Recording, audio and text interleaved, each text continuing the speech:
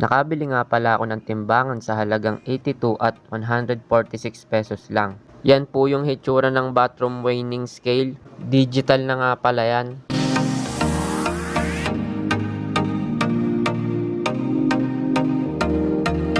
Yan nga pala yung hitsura ng battery niya. Ito naman yung hitsura ng digital weighing scale. Ito, susubukan natin yung 8 grams na chichirya. Ito naman 5 grams.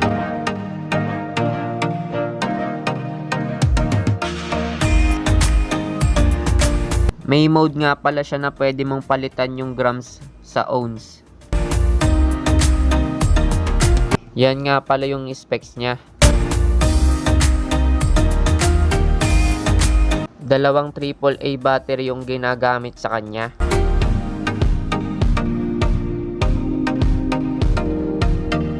Ito yung capacity niya na kaya niyang timbangin. Sa may balak bumili, nasa description yung product link. Kung gusto niyo po ng mga video katulad nito, huwag niyo po sanang kalimutang mag-video sa like at mag-channel to my subscribe. Bye-bye!